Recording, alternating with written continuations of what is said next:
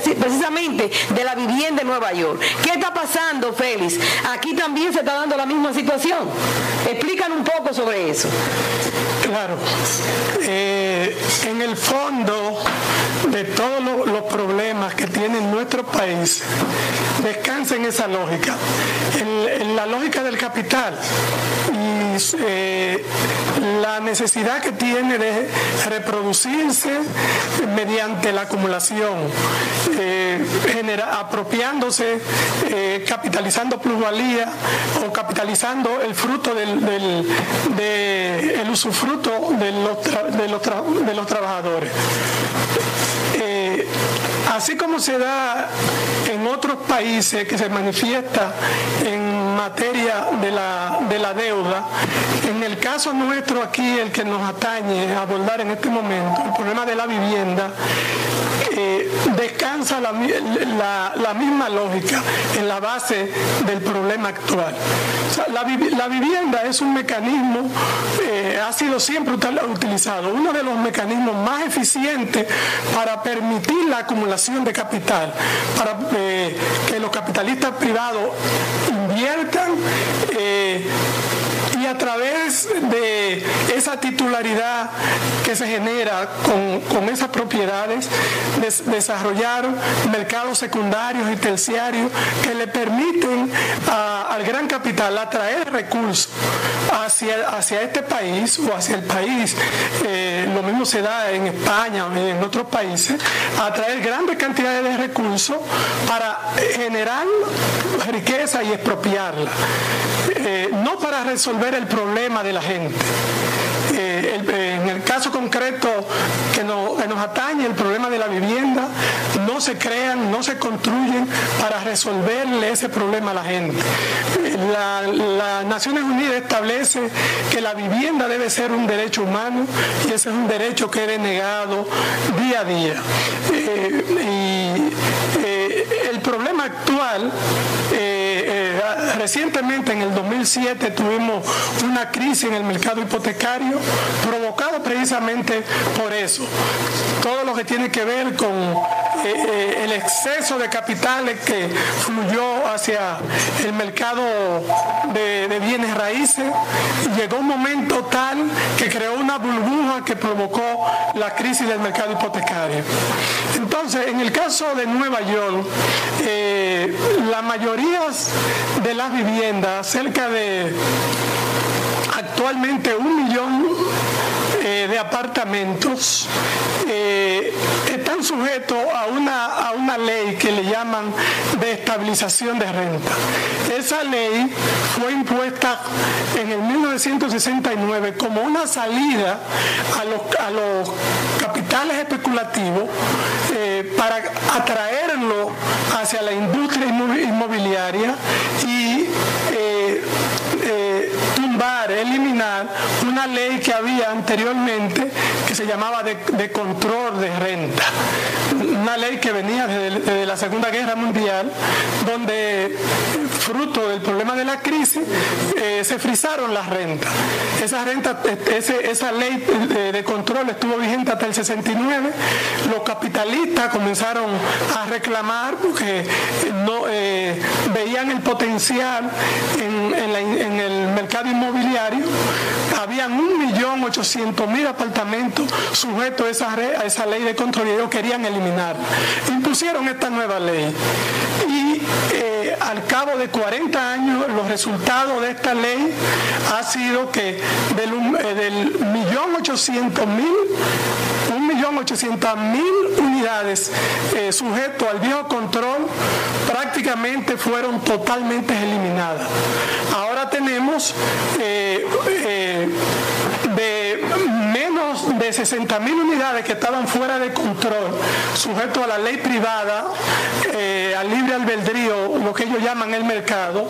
Ahora tenemos más de 1 millón de apartamentos sujetos al libre mercado.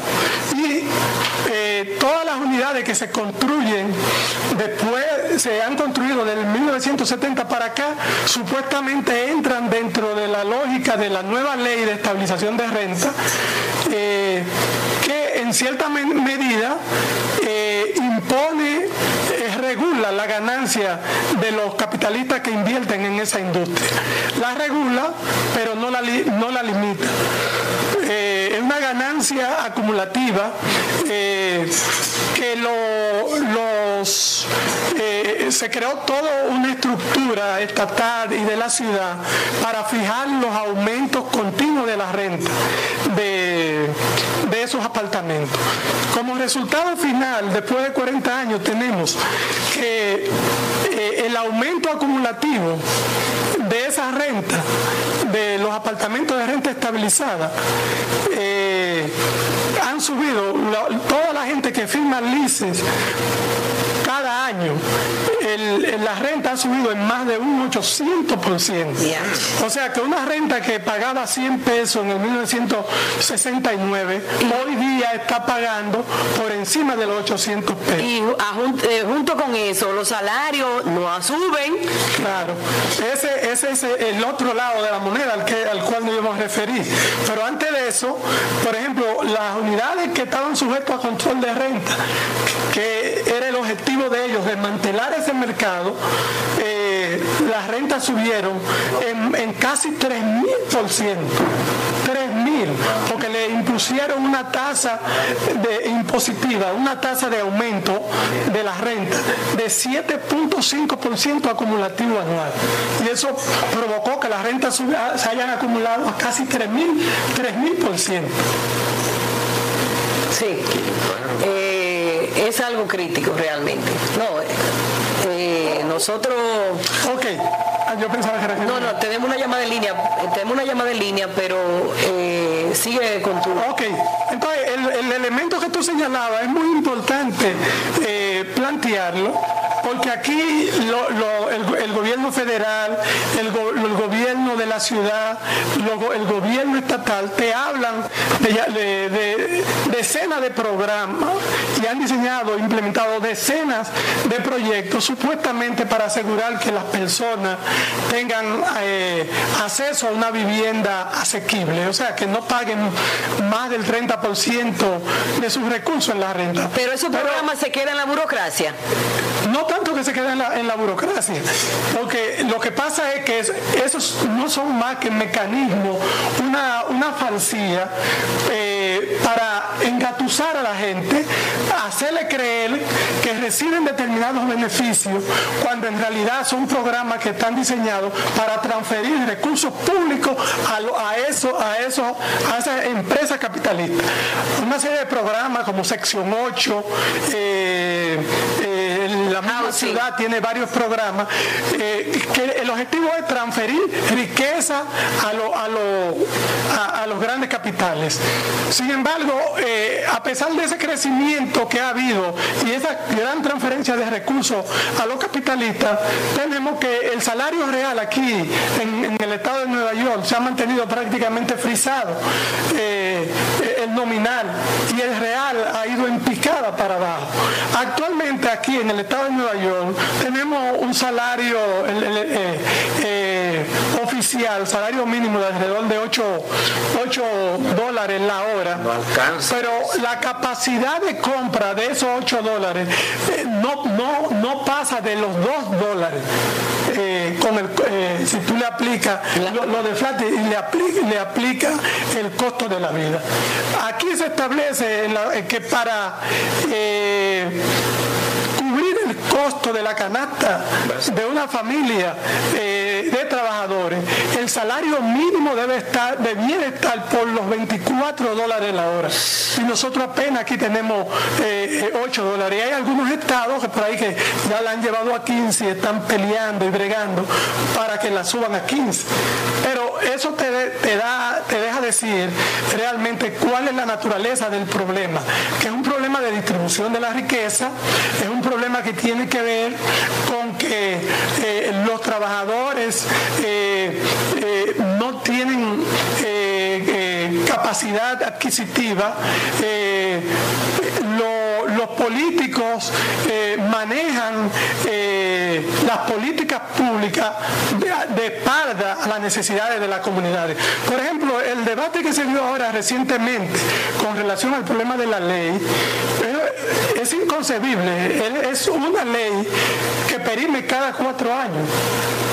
Los landos lo usan como mecanismo para presionar y hacerla cada vez más conservadora y empeorar cada vez más las condiciones de vida de la gente. Y nosotros tenemos, o sea, es un problema político. Esa ley la aprueba y la vota la Asamblea y el Senado estatal.